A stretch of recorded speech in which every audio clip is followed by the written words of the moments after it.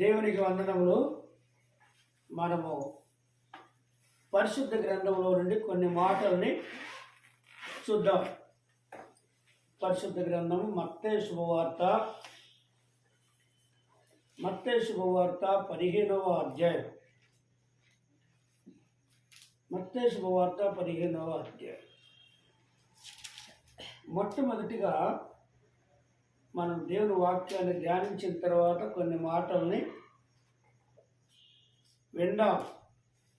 ఏంటంటే, మనం ఎక్కడ ఉన్నాము, ఎక్కడి నుండి వచ్చాము అనే విషయాలు మరి చాలామందికి తెలియదు. కాబట్టి తెలియని వాళ్ళందరూ కూడా తెలుసుకోవాలని ఈ యొక్క రోజు దేవుడు మనకిచ్చాడు. దరిదాపుగా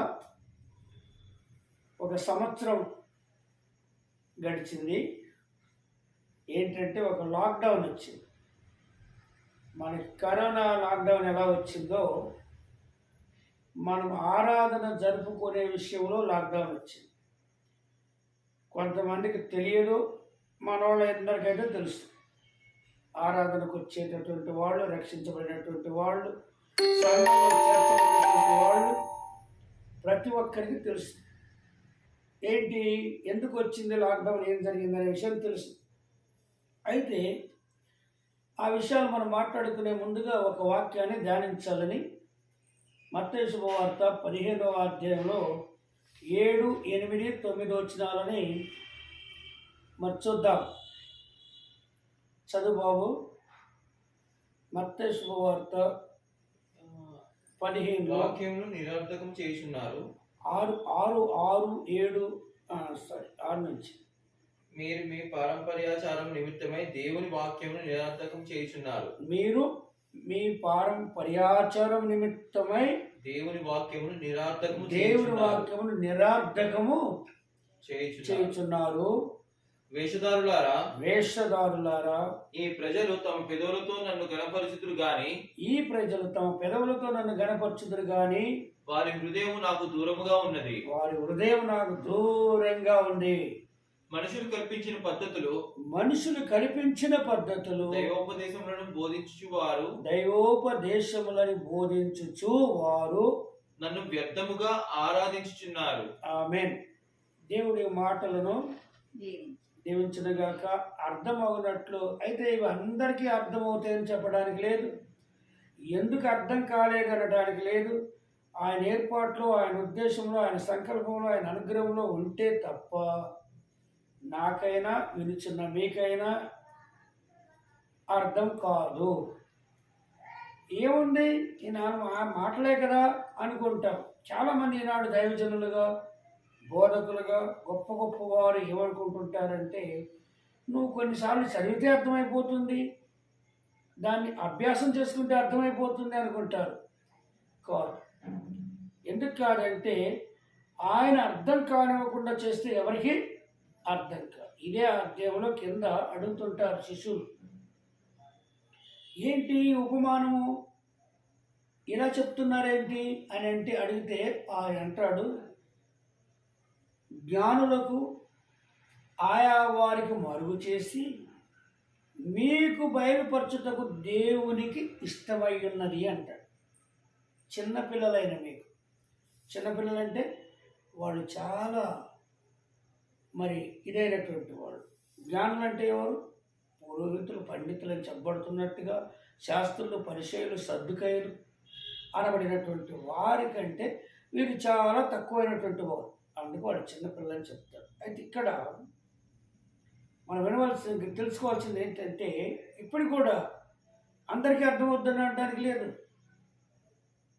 నాకు తెలుసులే అనుకోవచ్చు, కానీ అర్థమైతే ఏం చేస్తామంటే ఈ మాటల ప్రకారం మనం జీవిస్తాం. మీరు మీ పరంపరాచారం నిమిత్తమై, పరంపరాచారం అంటే ఏంటి?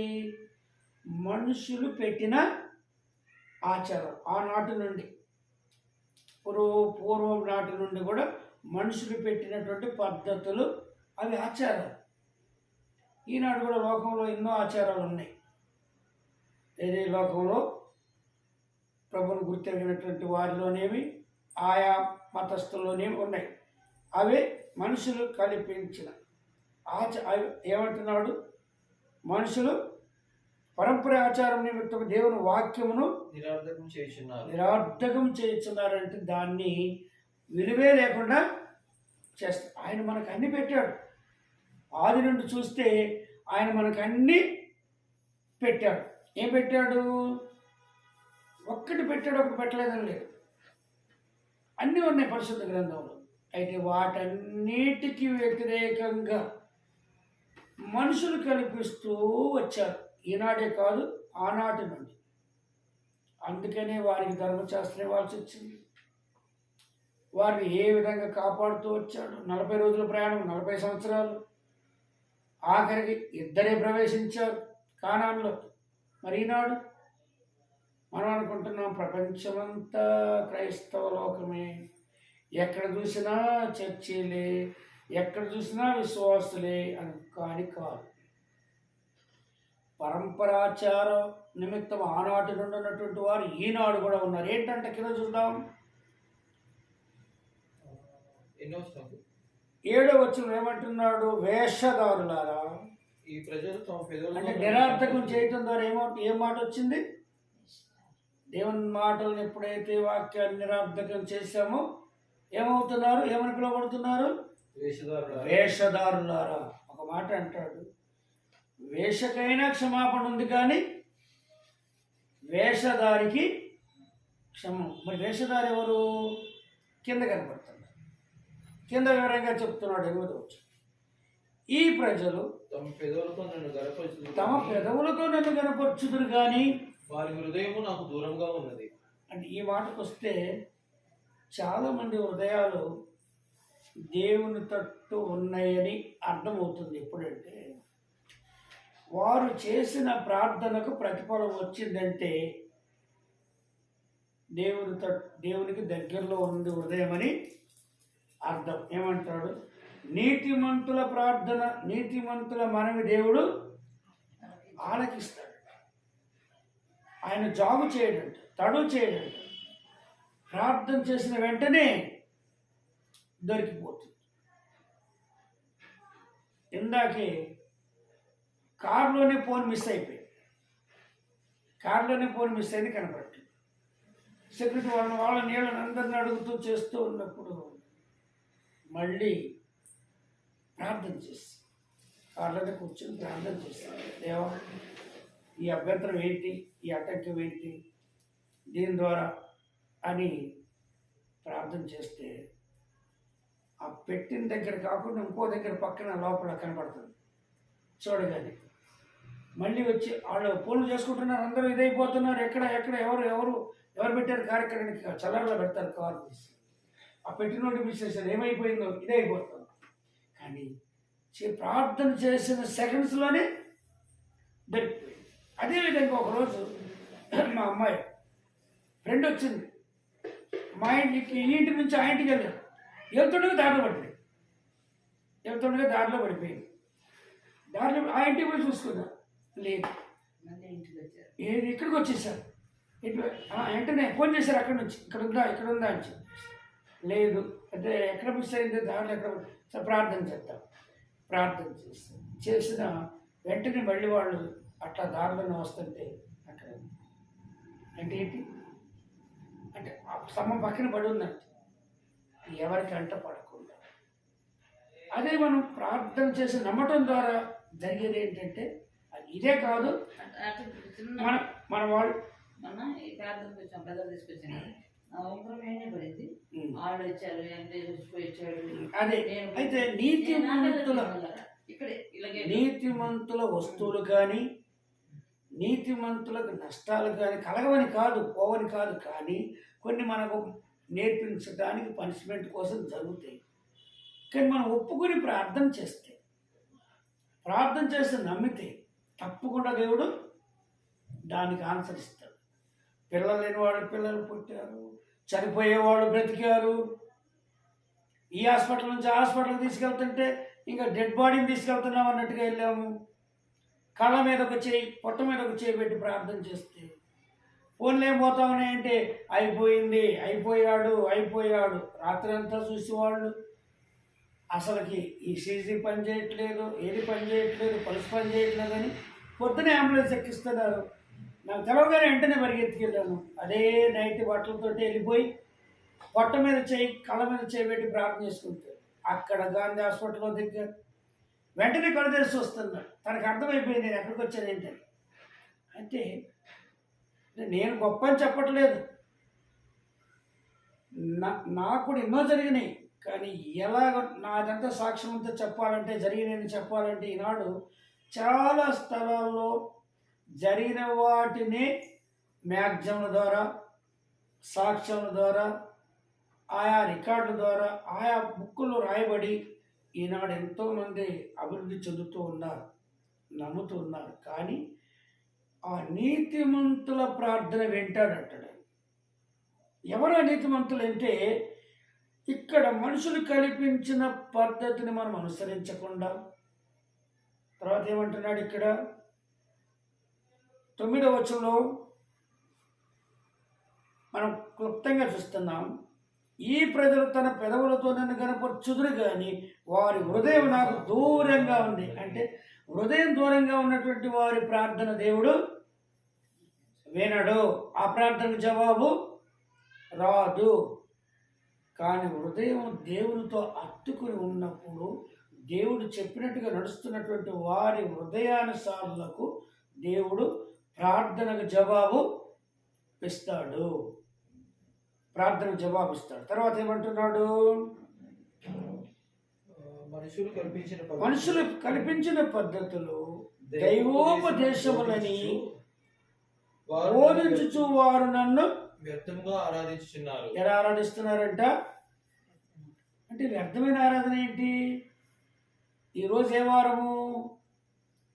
పరిశుద్ధ దినముగా, పునరుద్ధాన దినముగా, ఆదివారముగా, పూజించే దినముగా, ఆయనను ప్రభు అయిన క్రీస్తు వారిని ఆరాధించే దినముగా ఇచ్చాడు. ఇది వారంలో ఎన్నో రోజు? ఇది వారంలో ఎన్నో రోజు? ఇది మొదటి రోజు. వారంలో ఆదివారము మొదటి రోజు, ఆది రోజు, ఆది ఆరంభ దినం.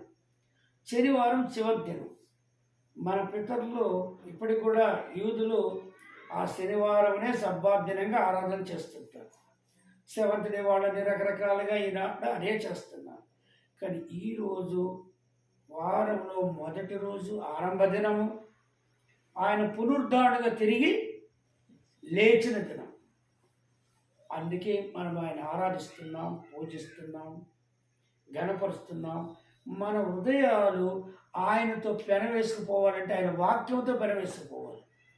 ఆయన వాక్యానికి మనం ఒకటి కలపకూడదు, వాక్యానికి ఒకటి తీయకూడదు. ప్రకటన గ్రంథం 22, 18, 19 వచనాల ప్రకారంగా ఒకటి కలిపినా తీసివేసిన. సామెతలు 36 వచన ప్రకారంగా ఏమంటాడు? ఆయన మాటలతో ఏమియో చేర్చకు. చేర్చవంటిని అబద్ధికుడు అవ్వదు. ఏమవుతారంట? ఈనాడు బోధకులు ఏమి పలుకుతున్నారో, విశ్వాసులను, సంఘాన్ని ఏం పలికిస్తున్నారో చూస్తే నేనే 83 నుండి 99 వరకు చూస్తూ వచ్చాను. అన్నీ కల్పితంలే. పాట చూసినా సమయ సందర్భంగా ఉండదు, ప్రార్థన చూసినా సమయ సందర్భంగా ఉండదు. వాక్యం అయితే ఉన్నదే చదువుతారు, ఉన్నదే బోధిస్తారు. కానీ ఆరాధన ప్రారంభమైనది మొదలుకొని, ప్రార్థన ప్రారంభం మొదలుకొని చూస్తే చివరి వరకు ఎన్ని కల్పితాలు ఉంటాయో అవన్నీ పేరున చెప్పాల్సిన పని లేదు. అవి ఏంటి అని ఎవరైనా ఈ మాటలు వింటున్న వారు అడిగితే వారు అడిగిన దానికి ఆన్సర్గా మనం చెప్పుకోవచ్చు. ఎందుకంటే మనకు సమయం సరిపోదు కాబట్టి. ఆ విధంగా ఏమంటున్నాడు? మనుషులు కల్పించిన పద్ధతులు దైవోపదేశములని బోధించుచు నన్ను వ్యర్థంగా ఆరాధిస్తుంది. అంటే మన ఆరాధనకి ఏం పేరు పెట్టాడు యేసుప్రభువు వారు? వ్యర్థమైన ఆరాధన. వ్యర్థమైందంటే ఏంటి? ఏదైనా ప్రకటన గ్రంథం 22, 18, 19 ప్రకారం, లేక అదే సామెతలు 36 వచనం ప్రకారం ఈ యొక్క మత్తయి 15:19 వచ్చిన ప్రకారం ఏదైనా దీనిలో లేదు. యేసు ప్రభు వారు చెప్పనిది, మన పితరులైనటువంటి అపోస్తులు నడిచినటువంటి దానిలో లేనిది, వారు నడవనిది, వారు పలకనిది, ఎక్కడైనా కొత్త నిబంధనలో కానీ ఎక్కడైనా వారు పలకనిది, దీనిలో రాయబడి లేనిది ఈనాడు పలుకుతున్నామంటే ఏమిటంటే మనుషులు కల్పించిన పద్ధతులు. ఆలోచన ఏమన్నాడు? మీ పరంపర ఆచారం నిమిత్తమై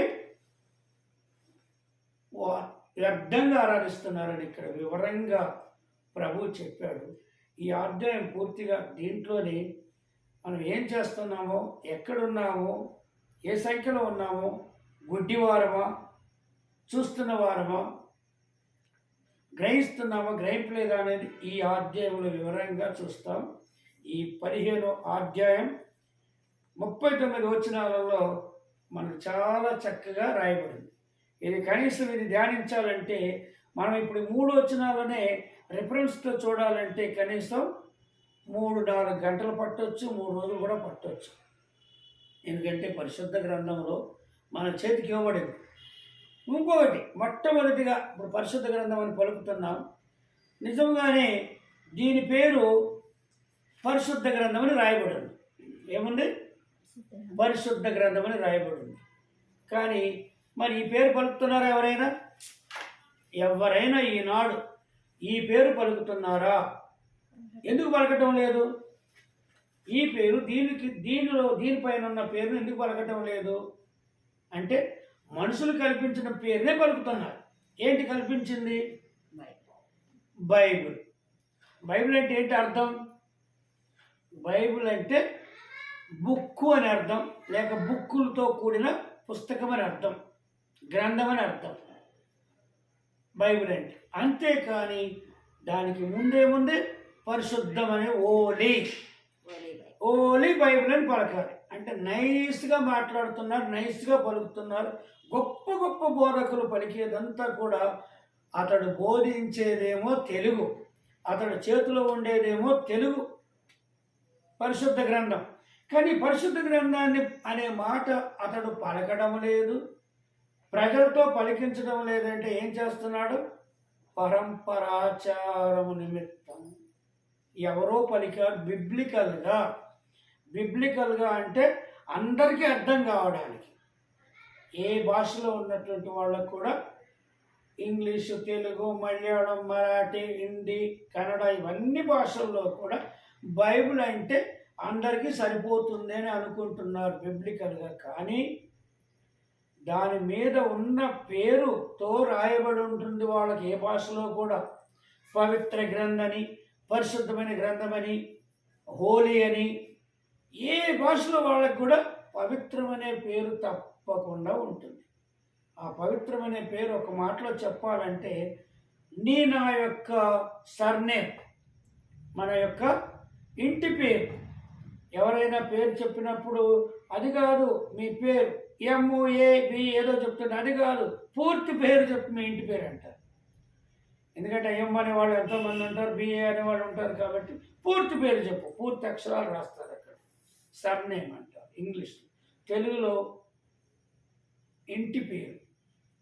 ఇంటి పేరు అనేది కంపల్సరీగా లేకపోతే ఆ వ్యక్తి ఎవరో తెలియదు. అందుకే ఎక్కడ కూడా రిజిస్టర్లో కానీ ఆధార్లో కానీ ఒక్క అక్షరం తప్పిపోతే ఏం చేస్తాడు? పాస్పోర్ట్ రిజెక్ట్, ఆధార్ రిజెక్ట్, ఏదైనా కూడా రిజిస్ట్రేషన్లో ఒక అక్షరం తప్పడుతుంది, నీది కాదు పేరు, అయిపోయింది. అన్నీ ఉన్నాయి అక్కడ. కానీ ఈనాడు ఆ యొక్క పరిశుద్ధమనే పేరుని నీ నోటితో పలకటం లేదు, నువ్వు పలికించటం లేదంటే నువ్వు అపరిశుద్ధుడవు, అపవిత్రుడవు.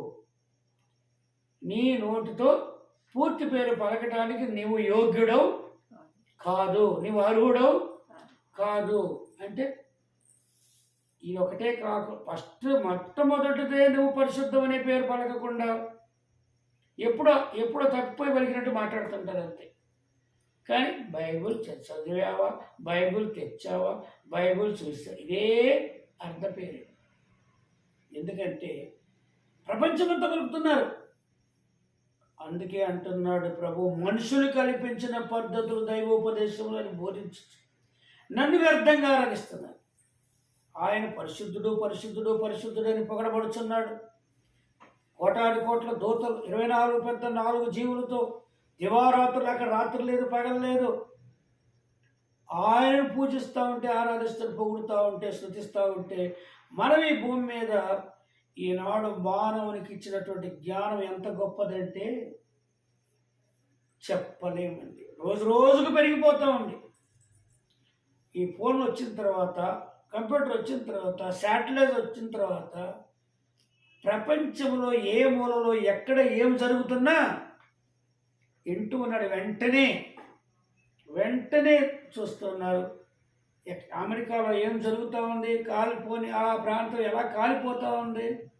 ఇప్పుడు మళ్ళీ కొండలు శిలలను కూలిపోయి, బిల్డింగ్లు కూలిపోయి ఇదవుతూ ఉంది. అంటే భూకంపాలు, అగ్నితోను, లావాతోను. అంటే అగ్రరాజ్యం, ప్రపంచానికి అగ్రరాజ్యం.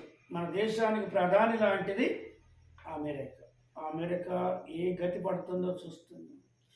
తీర్పులు జరుగుతూ ఉన్నాయి. కానీ నాడు క్రైస్తవుడు అనుకుంటున్నాడు, నేను క్రైస్తవుడు, నేను పరలోకానికి వెళ్తానని.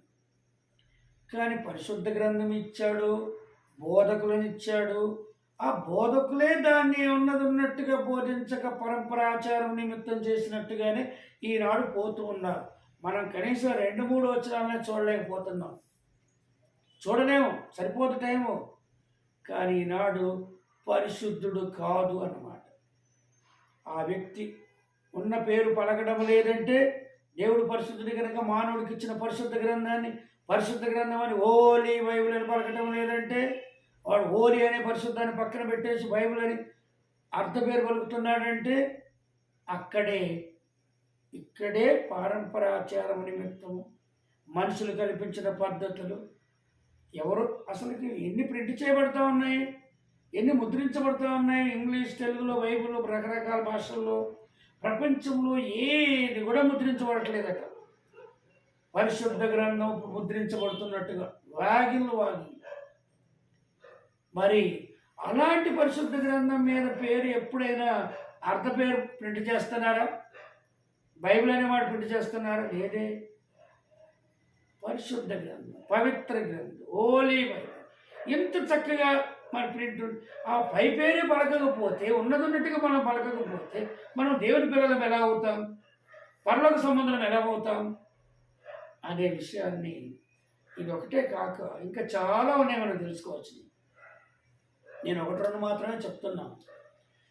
ఈ విషయాలను నేను 83లో రక్షించబడ్డాను. నేను 83లో రక్షించబడి 99 వరకు కూడా నేను ఒకే ఆ యొక్క సావాసంలో ఉన్నాను. ఆ సావాసం ఎంత గొప్పదంటే, ప్రపంచమంతట్లో దరిదాపుగా కొన్ని వేల సంఘాలు విస్తరించింది.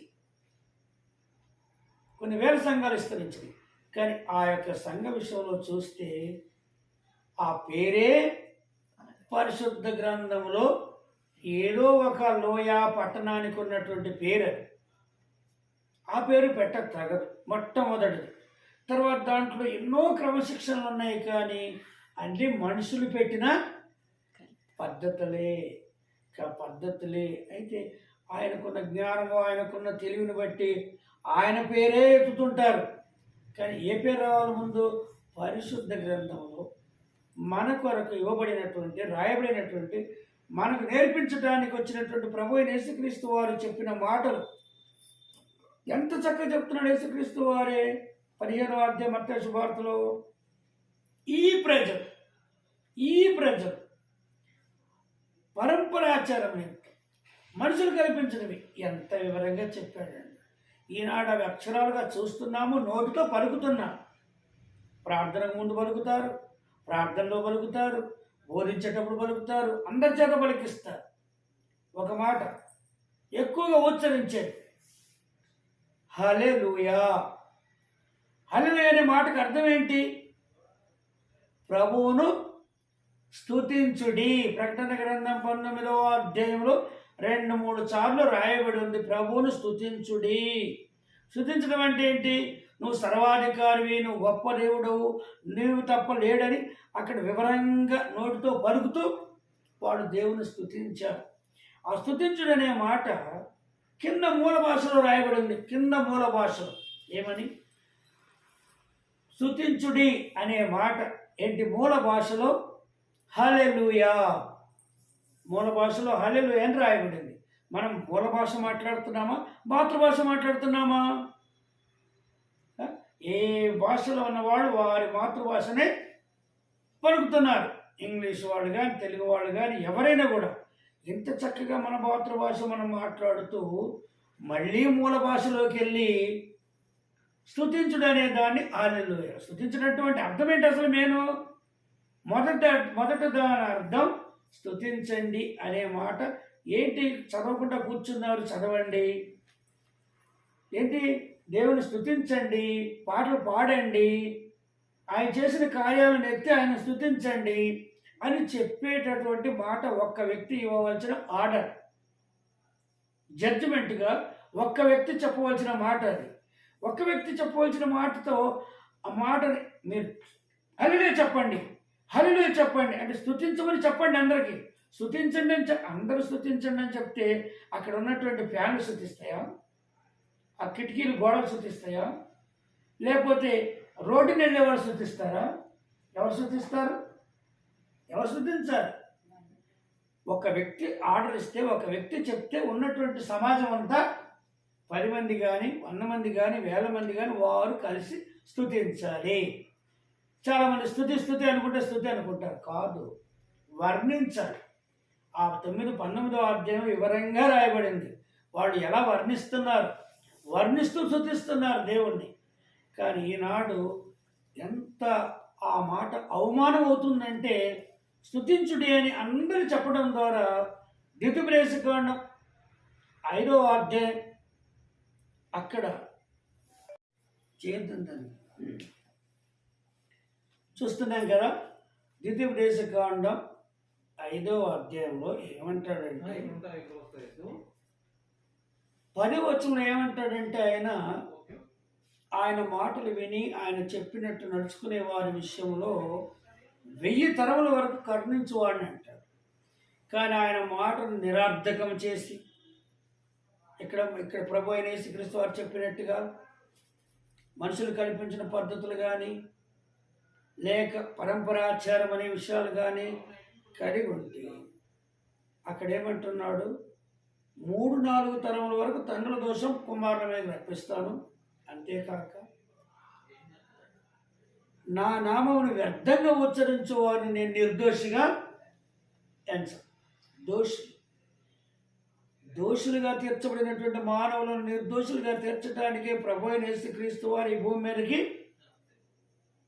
శరీరధారిగా వస్తానని చెప్పిన తర్వాత 700 సంవత్సరాల తర్వాత వచ్చారు. ప్రవక్తలందరూ ప్రవచించారు వస్తారని. వచ్చినటువంటి వాడు దోషి కాదు. దోషులమైనటువంటి మనలను నిర్దోషులుగా తీర్చడానికి మనందరి దోష శిక్షణ ఆయన భరించాడు. అయితే ఇక్కడ ఏమంటున్నాడు? నిర్దోషిగా ఎంచడు అంటున్నాడు ద్వితీయోపదేశకాండం. అంటే ఏంటి? దోషులే. ఈనాడు మరి ఈ కల్పితములు, మనుషుల ఆచారాలు, పద్ధతులు ఇవన్నీ చేస్తే మరి స్తుతించుడి అనే మాట ఎంతో చక్కగా అర్థవంతమైన మాటని, స్తుతించండి, హల్లెలూయా చెప్పండి, హల్లెలూయా చెప్పండి అని మూల భాషలో అర్థం కాదు వాళ్ళకి. కాబట్టి స్తుతించండి అని అందరూ చెప్పండి అంటే అప్పుడే అర్థమైపోతుంది. ఏంటి స్తుతించమంటాడు? ఏంటి స్తుతించమని మేమందరం చెప్పాల్సిన పని నువ్వు చెప్పాల్సిన మేమెందుకు చెప్పాలని వాళ్ళకి అప్పుడే అర్థమైపోతుంది. కానీ అర్థం కాని భాష ఏంటంటే హల్లెలూయా. మూల భాషలో హల్లెలూయా. ఆ మాట ఈనాడు చెప్పని స్థలం ఉందా? చెప్పని సంఘం, చెప్పని సేవకుడు ఉన్నాడా? చెప్పకుండా ఉండే విశ్వాసం ఉన్నాడా? అంటే ఏమవుతున్నారు? నిర్దోషులుగా కాదు, దోషులుగా తీర్చబడుతున్నారు. వాక్యానికి భిన్నమైనటువంటి దోషులుగా తీర్చబడుతున్నారు. కాబట్టి ఈనాడు భిన్నమైన వారంగా ఉంటే ఏం జరుగుతుందంట మాట చూడండి. గలతీల రాసిన పత్రిక 6వ అధ్యాయము. మన దగ్గరకు వచ్చి లేఖనానుసారంగా బాప్తీసం తీసుకున్న వాళ్ళు, లేఖనానుసారంగా సంఘంలో చేర్చబడినటువంటి వాళ్ళు, మరి ఒక్కరైనా కానీ ఏంటి, నన్ను చాలామంది నానా అని పిలుస్తారు. నాకు చాలా సంతోషం. నా శరీర సంబంధించిన పిల్లల కంటే కూడా ఆత్మీయమైనటువంటి పిల్లలుగా వారు నన్ను గుర్తెరిగారు. తర్వాత వయసులో కూడా నేను వాళ్ళకి తండ్రిగానే ఉంటాను, ఆత్మీయంగా తండ్రిగా నేను చాలా సంతోషిస్తాను. కానీ వారు ఏమైంది నారా అని మాత్రం మళ్ళీ అడిగేవారు కాదు కదా. వాళ్ళు ఎక్కడున్నారో ఏమయ్యారో ఈ అధ్యాయం 6వ వచనం చెప్తుంది. చూడండి, ద్వితీయోపదేశకాండం గలతీ 1వ అధ్యాయం 6వ వచనం. తీసిన వారు చదువు. ఎన్ని వచనం? 6. 6వ అధ్యాయంలో 6వ వచనం. 1వ అధ్యాయం 6వ వచనం, గలతీ రాసిన పత్రిక. మొదటి అధ్యాయం 6వ వచనం. క్రీస్తు కృపను బట్టి మిమ్మల్ని పిలిచి వారిని విడిచి, మిమ్మల్ని పిలిచిన వారిని విడిచి భిన్నమైన సువార్త తట్టుకు భిన్నమైన వాక్యము తట్టుకు, సువార్త తట్టుకు మీరెంత త్వరగా తిరిగిపోవుట చూడగా నాకు ఆశ్చర్యమవుతుంది. నాకు కూడా, నేను ఆనాడేమో పౌలు గారు అన్నారు, పౌలు గారుగా మార్చబడిన తర్వాత ఈ పౌలు చెరసాలలో బంధించబడ్డప్పుడు ఆ యొక్క గలతీలో ఉన్నటువంటి సంఘము ఏమైపోయిందంట, ఆయన లేడు కాబట్టి అందరూ చెదిరిపోయి ఎడిపోయారంట. భిన్నమైన సువార్త. భిన్నమైన అంటే ఏంటి? ఈనాడు హల్లెలూయా అంటే ఎంత సంతోషంగా, ఎంత ఆనందంగా ఉంటుందో, ఎంత గంభీరంగా ఉంటుందో తెలియనటువంటి వాళ్ళకి. కానీ అదే 19వ అధ్యాయం మొదట్లో తెలిసిందంటే ఇదేంటి, స్తుతించండి అనే దాన్ని మూల భాషలో పలకటం ఏంటి? మనకు అపోస్తులు ఎక్కడ పలకలేదే అంటే రాయబడింది ఎప్పుడు, ప్రకటన గ్రంథం అనే దాని ప్రతిదానికి ఎప్పుడు రాయబడి అని. అది దర్శనం, పరలోక దర్శనాన్ని చూశాడు. 22 అధ్యాయాలని పద్మాసులో ఉన్నటువంటి యోహాను గారు దాన్ని చూసినట్టుగా రాశాడు. దాన్ని రాయమన్నాడు.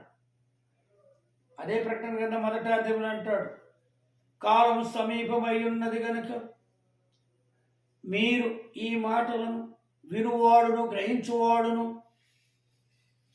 గైకొనువాడు ధన్యుడు అని అంటాడు. అక్కడ అన్నీ ఈనాడు ఎక్కడున్నాం మనం?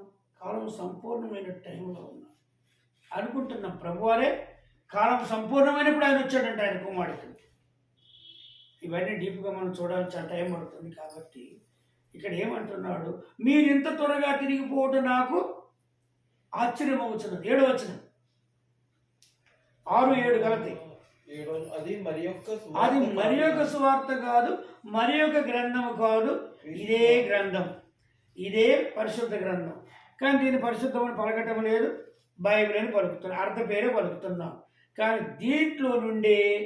దీనిలో నుండే బోధిస్తూ ఉన్నారు. ఇటుదటు అటుదిటు అర్థం కాకుండా, అంటే హల్లెలూయా అనే మాట ఎలాగైతే అర్థం కాకుండా హల్లెలూయా అని చెప్తున్నారో మూల భాషలో మాటని, అలాగా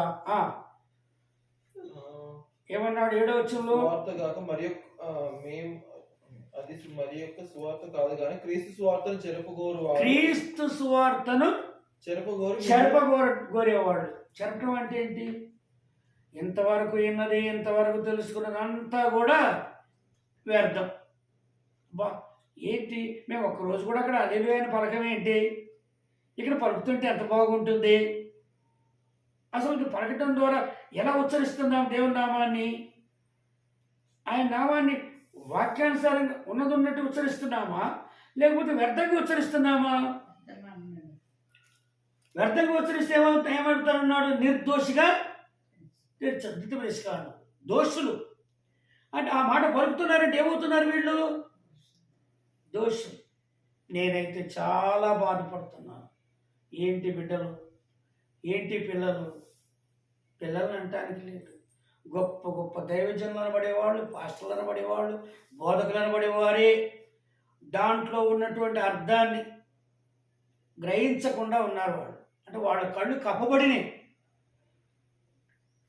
యోహాను శుభవార్త 9వ అధ్యాయం 39 అంటాడు, పుట్టుగుడ్డివాడు బాగుపడినప్పుడు శాస్త్రుల పరిశీలన సర్దుకాయలందరూ కూడా చూస్తూ, రే ఎట్లా బాగుపడ్డావురా, ఎట్లాగరా అని అంటే, ఎవరోనంట ఏసంట బురద పూసాడు, నాకు ఏంటో బురద మట్టి పెట్టాడు కళ్ళ మీద, పోయి అక్కడ కడుక్కోడు అన్నాడు.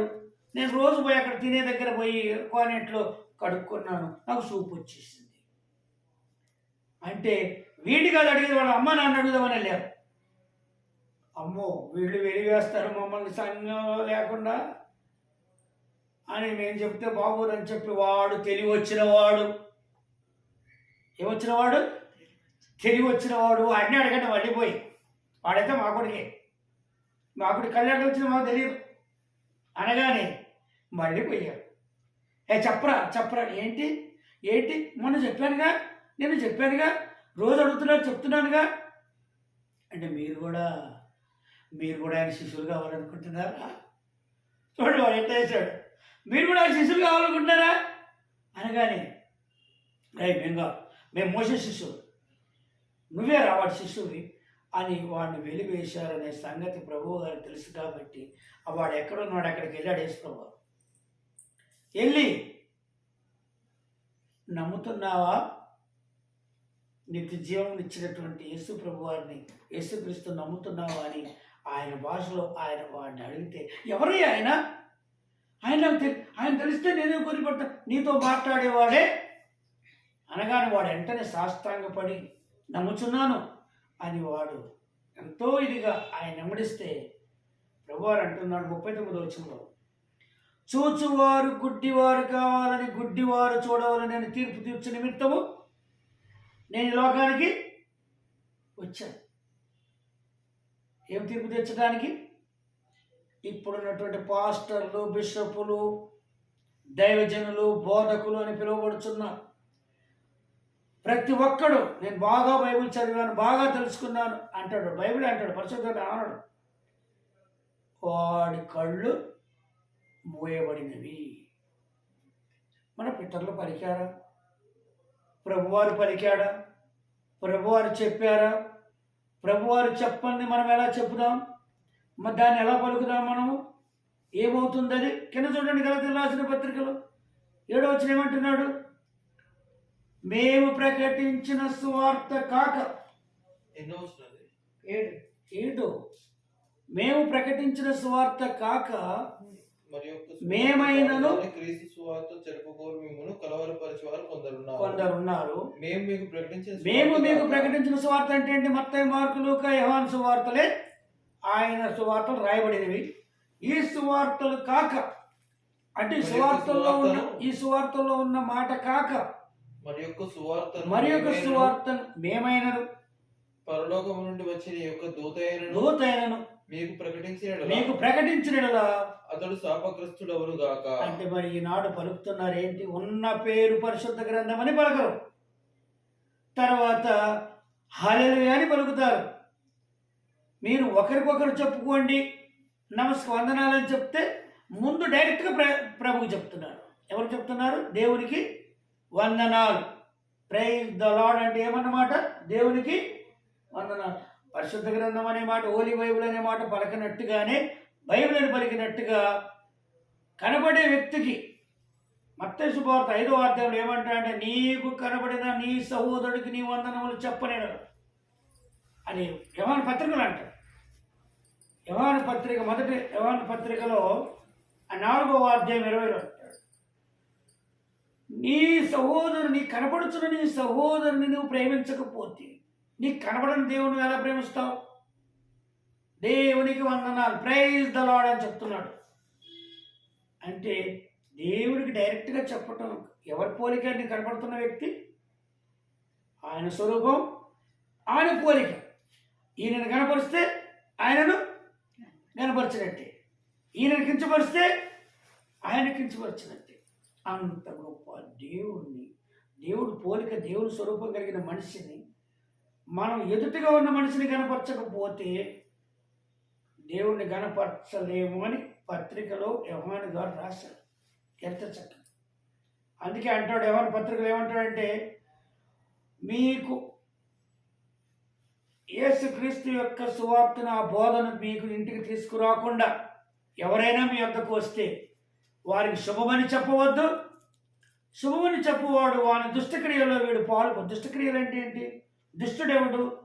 ఉన్నది ఉన్నట్టు పలకకుండా లేనిది పలుకుతున్నామంటే ఎవరికి సంబంధులు? దుష్టుడికి సంబంధులు.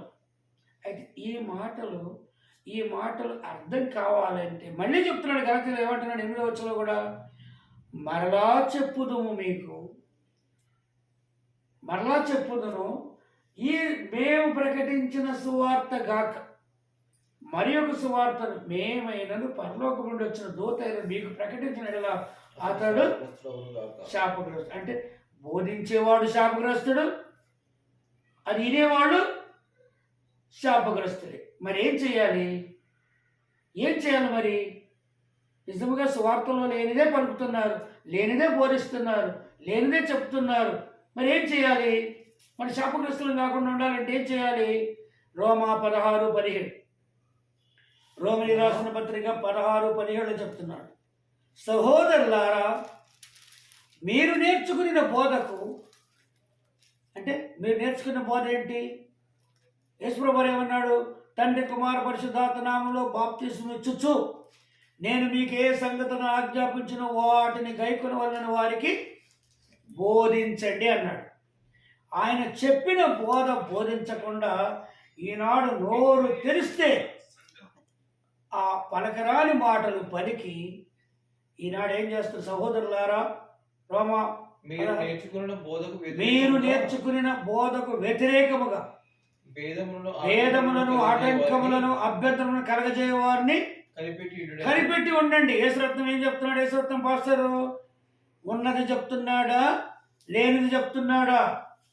మత్తయి సువార్త 15లో చెప్పినట్టుగా మనుషులు కల్పించిన పద్ధతులు దైవోపదేశం అని బోధిస్తున్నాడా, లేకపోతే ఉన్నది ఉన్నట్టుగానే బోధిస్తున్నాడా? వాడు కానీ నేను కానీ ఎవరు కానీ లేనిది బోధించామా? ఏమంటున్నాడు? కనిపెట్టి ఉండమంటున్నాడు. ఈనాడు చాలా మంది చర్చికి, ఆరాధనకు, ప్రార్థనకి ఎందుకు వస్తారంటే తప్పులు పట్టడానికే వస్తారు. మరి ఆ తప్పులు పట్టడానికి వచ్చిన వాళ్ళకి కనపట్టలేదా అంటే వాళ్ళ కళ్ళు గుడ్డివి. బోధించేవాడు గుడ్డివాడే, వినేవాళ్ళు గుడ్డివాడు. అందరూ పలుకుతున్నారు బైబిల్ అని, మనం పలుకుతున్నాం. అందరు అంటున్నారు హల్లెలూయా అని, అందరు అంటున్నాడు ప్రైజ్ లార్డ్ అని, మనం పలుకుతున్నాం. ఇవే కాదు, చాలా ఉన్నాయి. కానీ ఇక్కడ నేను 2-3 వాటిని ఎత్తి చూపిస్తున్నాను. ఇక్కడ లేఖనానుసారంగా ఏమన్నాడు? మళ్ళీ రోమా 17లో కనిపెట్టి ఉండుడని మిమ్మును బతిమాలుకునుచున్నాను. అంటే మీరు నేర్చుకున్న బోధకు వ్యతిరేకంగా భేదములుగా, ఆటంకములుగా, నేనంటాను అభ్యంతరాలుగా, ఇంకేమైనా అభ్యంతరాలు కనపడితే మీరు కనిపెట్టి ఉండండి. చాలయ్య నీ బోధ, చాలు నీ మాటలు, లేని చెప్తున్నావేంటి? అక్కడ లేవు కదా, మన అపోస్తులు ఎవరు పలకలేదు కదా, ఇలాంటి దాన్ని నువ్వు బోధిస్తున్నావేంటి అని మిమ్మల్ని బతిమాలుకుంటున్నాను అంటున్నాడు. నేను బతిమాలి చెప్పుతాను లేఖన ప్రకారంగా. తర్వాత ఏమంటారు? వారిలో నుండి మీరు తొలగిపోండి. అమ్మో ఇది లేదు కదా, పరిశుద్ధ గ్రంథములో కొత్త నిబంధనలో అపోస్తులు పలకలేదు, ప్రభువారు చెప్పలేదు, పలకలేదు. ఆయన కూడా ఈ మాటలను మేము వింటున్నామేంటి? ఇదేంటిది? భిన్నమైన సువార్త. ఏమంటున్నాడు? భిన్నమైన సువార్త అంటాడు. కనుక భిన్నమైన బోధ మనం విన్నామంటే గుడ్డివాడు దారి చూపితే చూపలేడు, వాడు పడిన గోతులో పడతామని ఈ మత్తయి 15వ అధ్యాయంలో రాయబడింది. పూర్తిగా చదివి వాళ్ళకి అర్థమవుతుంది. మీరు ఇంకా ఎప్పుడైనా ఎవరైనా తెలుసుకొని నాతో తెలుసుకోవాలనుకుంటే మీకు దేవుడు అర్థం చేస్తే, గ్రహింపు చేస్తే తప్పకుండా అర్థమవుతుంది. ఆయన గ్రహింపు చేయకుండా మాత్రం కాదు. ఇప్పుడు ఎవరున్నారు మనతో? తండ్రి, కుమార, పరిశుద్ధాత్ముడైన దేవుడు. ఆయన మేము అన్నాడు ఆయన, మన స్వరూపం అన్నాడు ఆయన, మనలో ఒకటువంటి వాడయ్యాడు అన్నాడు. అలా ఆయనే కుమారుని పంపించారు. కుమారుడు మన కొరకు ప్రాణం పెట్టి మనకు రక్షణ ప్రసాదించి ఆయన రక్షణను మనకు అనుగ్రహించి వెళ్ళిపోయారు. ఆ రక్షణ సువార్తను ప్రకటించాలి. ఆయన చెప్పిన సువార్తల్లో మాటలు మాత్రమే చెప్పాలి. ఆది అపోస్తులు కూడా ఏదైతే పలికారో అవే మనం పలకాలి. అంతకు మించి మనం పలికేవంటే దుష్టుడి నుండి వచ్చిన అన్నాడు. ఏమన్నా దీంట్లో లేని మాట వస్తుందంటే దుష్టుడి నుండి వస్తుంది అన్నాడు. కనుక దుష్టుడి నుండి వచ్చే మాటలు మనం వినకూడదు, మనం పలకకూడదు. వారిలో నుండి మీరు వేరే పోండి అంటున్నాడు. వేరంటే ఉన్నది ఉన్నట్టుగా లేఖన ప్రకారంగా నడుచుకునేవారు ఎక్కడ నా నామమున ఇద్దరు లేక ముగ్గురు కూడి ఉంటారు, నేను ఎక్కడ ఉంటాను. ఆయన నామము లేఖనానుసారంగా ఉన్నది ఉన్నట్టుగా ఉన్నటువంటి స్థలంలో ఎంతమంది అన్నాడు ఆయన? ఇద్దరు లేక ముగ్గురు. ఇద్దరు ముగ్గురితో సరిపోతుందా అంటే కాదు. 30 మంది కావచ్చు, 300 కావచ్చు, 3000 కావచ్చు, 3 లక్షలు కావచ్చు. అయితే ఇంకొక మాట ఏంటంటే ఆయన చెప్పిన మాటల్లో ఈనాడు మనం అర్థం చేసుకోవాలంటే మన వల్ల కాదు. ఆయన పరిశుద్ధాత్ముడు మనతో ఉన్నాడు. ఎప్పుడైతే నువ్వు నమ్మి బాప్తిసం పొందుతున్నావో అప్పుడు పరిశుద్ధాత్ముని ఆ బాప్తిసం కూడా ఎక్కడ పొందాలి, ఎవరు ఇవ్వాలి, ఎవరు సరైన బోధకుడు అని అంటే ఆయన లేఖనానుసారంగా నడిచేవాడే సరైనవాడు. నేను కూడా ఒకప్పుడు నడవలేదు. 16 సంవత్సరాలు ఎంతో గొప్పగా అనుకునేవాడిని. కానీ అది మనుషులు కల్పించిన పద్ధతులు ఉన్నాయని నేను గ్రహించాను. 83లో రక్షించబడి 99లో బయటకు వచ్చాను. 99 నాటి నుండి దరిదాపుగా కొన్ని వందల మందికి బాప్తీసాలు ఇచ్చాను, బోధిస్తూ వచ్చాను. కానీ స్థిరంగా ఉన్న వాళ్ళు నిలబడినటువంటి వారు ఎక్కడెక్కడో ఉన్నారో, ఎక్కడెక్కడ నడుస్తున్నారో అది ఆయన లెక్కలో ఉంటుంది. అది నాకు అవసరం లేదు. నేను చేయవలసిన పని నేను చేస్తున్నాను. ఇప్పటికైనా నాకు కూడా ఆరాధన జరపటం అనేది 99 నుంచి అక్కడక్కడ జరుపుకుంటూ వచ్చాను. ఈ ప్రాంతానికి వచ్చి 2002లో వచ్చాను. 2002లో వచ్చాను. నాటి నుండి కూడా ఇక్కడ ఇంతవరకు అభ్యంతరాలు రాకుండా ఉన్నాయి. 3 కిరాయిలలో ఉన్నాను ఇక్కడికి వచ్చినాక. 2 కిరాయిలలో, ఒకటి అది కూడా ఇచ్చారు 2-3 సంవత్సరాలుగా. 10 సంవత్సరాలు అన్నారు. కానీ వాళ్ళు అక్కడ ఆరాధన ప్రారంభించగానే ఆ కుటుంబం ఆస్వాదించబడింది. వాళ్ళు దాన్ని విక్రయించుకున్నారు. తర్వాత నేను కిరాయి ఇంట్లో 2వ ఇంట్లోకి వచ్చాను. తర్వాత అక్కడి నుంచి 2012 వరకు ఉన్నాను కిరాయిలలోనే. 2012 నుండి నా బిడ్డకి ఇచ్చినటువంటి ఇంట్లో ఆ ఇంట్లోనే ఉన్నాం కాబట్టి నేను అక్కడ అడిగి ఆ యొక్క ఆరాధన కొరకు షెడ్ వేసుకున్నాను. ఆ షెడ్లో 12-13 సంవత్సరాలుగా నేను దాంట్లో ఉచితంగా మేము కలిగి ఉన్నాం. అయితే వాళ్ళు ఇల్లు తీసేద్దామని రకరకాల ఏర్పాట్లు ఉన్నాం. మరి ముందే చెప్తే బాగోదు, ఖాళీ చేస్తే చెప్పటం అప్పటికప్పుడు ఖాళీ చేస్తే కాదు, మీరు ఏదో ఒక సందర్భంలో ఆపేయండి అనే మాట వచ్చింది. ఆ విధంగా నేను వెంటనే చాలు 13 సంవత్సరాలు కలిగి ఉన్నాం కాబట్టి ఉచితంగా దేవుడు ఎక్కడో ఇస్తాడు ఇల్లు మందిరమే కడతాం అని ఎదురు చూస్తూ ఉన్నాను. అయితే ఇప్పుడు ఒక చిన్న అవకాశం ఉంది. ఇస్తాడు, తప్పకుండా కొత్తది ఇస్తాడు, మంచిది ఇస్తాడు. కానీ ఒక చిన్న అవకాశం ఇచ్చాడు దేవుడు. అవకాశాన్ని బట్టి ఇక్కడ ఈ గృహంలో ఆరాధన జరిపించబడుతుంది ఈ రోజు నుండి. ఏ గృహము? మన సహోదరుడైనటువంటి రామకృష్ణ గారు. ఇంతకుముందు మేము ఆ గృహంలో నుండే అక్కడికి వెళ్ళాం 13 సంవత్సరాలు ఉండటానికి. ఆ గృహంలోనే ఆరాధన జరిపించాం కొన్ని రోజులు, కొన్ని నెలలు. తర్వాత మళ్ళీ ఆ ఇంట్లో అక్కడ పైన షెడ్ వేసుకొని అక్కడికి వెళ్ళాము.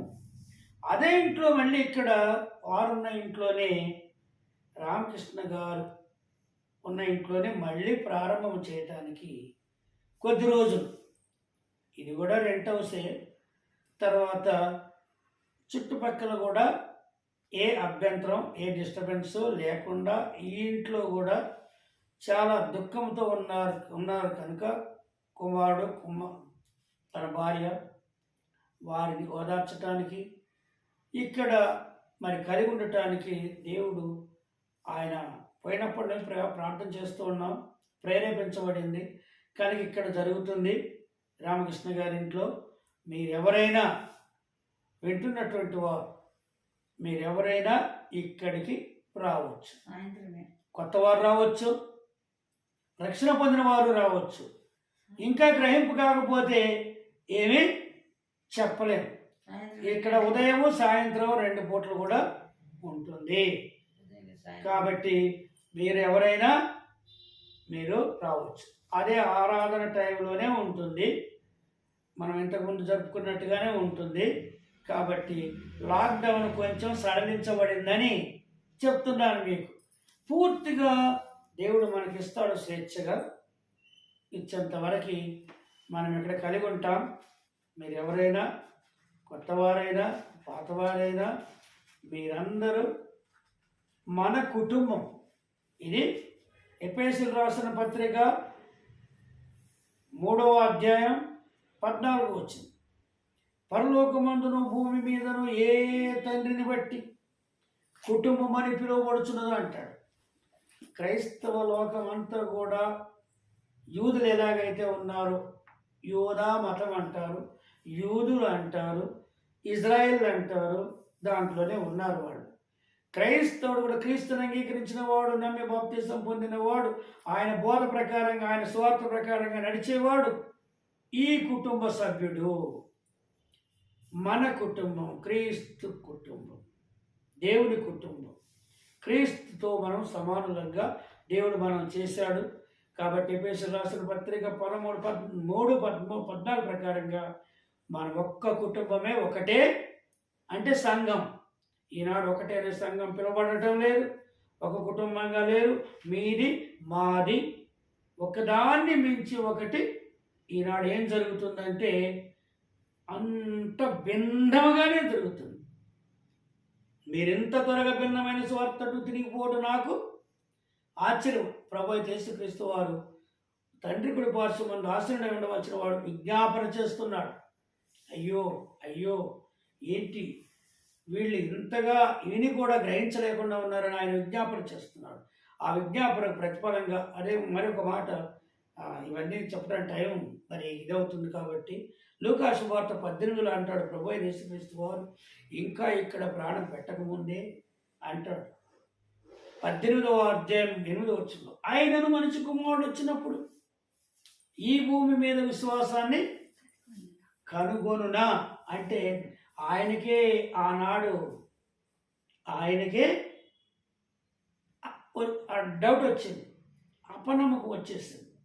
ఏంటి, నేను 3.5 సంవత్సరాలు వీరితో ఉండి ఇంతగా చెప్తుంటే 1000 మంది పోయారు, 70 మంది మిగిలారు, 70 మంది పోయారు, 12 మంది మిగిలారు, 12లో కూడా 12 రకాలుగా ఉన్నారు. అయినా నేను వచ్చినప్పుడు భూమి మీద విశ్వాసాన్ని, ఈనాడు క్రైస్తవ లోకం ఏమనుకుంటుందంటే, బోధకులు ఏమనుకుంటున్నారంటే, నా ద్వారా రక్షించబడిన వారు ఇన్ని లక్షల మంది, ఇన్ని వేల మంది, ఇన్ని వందల మంది. అయితే అతడు బోధించేది ఏంటి, భిన్నమైనదా, వాక్యానుసారమైనదా, కల్పితమా అనే దాన్ని గ్రహించిన వారికి మాత్రమే అర్థం. తర్వాత ఆయన అర్థం చేస్తే తప్ప ఎవరికి అర్థం కాదు. ఇప్పుడు నేను కూడా ఇంకా నేర్చుకోవాల్సి ఉంది. నాకు ఇప్పుడు 66 సంవత్సరాలు, 67 వస్తాయి. నేను ఇంకా చనిపోయేంతవరకు నేను నేర్చుకోవాల్సిన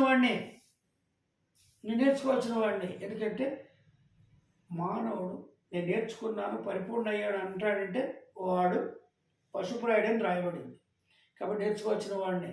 మీరు ఎవరైనా నేను చెప్పిన మాటలకి మీకు భిన్నంగా అనిపిస్తే మీరు నాకు మెసేజ్లు పెట్టండి, డైరెక్ట్గా మాట్లాడండి, ఫోన్ చేసి మాట్లాడండి. ఇంకా మీకు అర్థం కానీ ఏమైనా మరి తెలుసుకోవాలనుకుంటే కాల్ చేయండి, మీరు వినండి, తెలుసుకోండి. చెప్పకపోతే అది నాకు పాపం. మేలేది చేయని వానికి పాపం అన్నాడు యాకోబు పత్రిక 4:16-17. ఇప్పుడైతే మీ డమ్మములో అచ్చయపడుతున్నారు, డమ్మములో అచ్చయపడటం కాదు. తెలిసినది మనం తప్పకుండా ఇతరులకి చెప్పాలి, తెలియనిది మనము తెలుసుకోవాలి. పరిశుద్ధ గ్రంథం ఉందంటే ఈ పరిశుద్ధ గ్రంథం ఆషామాష కాదు, ఇది తెలుసుకుంటాను నేను చదివేస్తే తెలుస్తుందంటే మాత్రం కాదు. ఆయన అర్థం చేస్తే తప్ప, ఆయన గ్రహింపు చేస్తే తప్ప ఎవరికి గ్రహింపు కాదు. దేవుడి మాటలు దీవించినగాక. మరి ప్రార్థన చేసుకుందాం. సర్వాధికారి సర్వోన్నతుడా మా తండ్రి మా నాన్న, మీకు వేలాది వందనాలు. ఏ రీతిగా ఈ భూమిపైన ఉన్నామయ్యా. ఎంతోమంది వెళ్ళిపోయారు, మరి ఎంతోమంది ఉన్నారు భూమి చుట్టూ. క్రైస్తవ లోకంగా క్రైస్తవులుగా ఉన్నారు, కానీ మరి లేఖనానుసారంగా నడుస్తున్నారా? భిన్నమైనటువంటి సువార్తలు ఉన్నారా? భిన్నమైన బోధ బోధిస్తున్నారా? ఉన్నదే బోధిస్తున్నారా? అన్ని విషయాలు తెలియపరిచారయ్యా. మీరు నేర్చుకున్న బోధకు వ్యతిరేకంగా భేదములు, ఆటంకాలు, అభ్యంతరాలు కలిగిన వారిని కనిపెట్టమన్నారు, వాళ్ళని తొలగిపోమన్నారు. ఈనాడు ఎంతమంది తొలగిపోయి లేఖనానుసారంగా సత్యాన్ని అనుసరించి నడుచుకుంటున్నారో ధన్యులు ధన్యులయ్యా. ఇంకా గ్రహింపు లేకుండా ఎంతమంది ఉన్నారో 1 కొరింథీ 15:19 ప్రకారం ఈ లోకం మట్టుకే క్రీస్తునందు నిరీక్షణ సువారణమైన ఎడల మనుషులందరికంటే దౌర్భాగ్యం అన్నారు. అయ్యా, మరి భాగ్యవంతుడిగా ఉన్నాడా ఈనాడు క్రైస్తవుడు?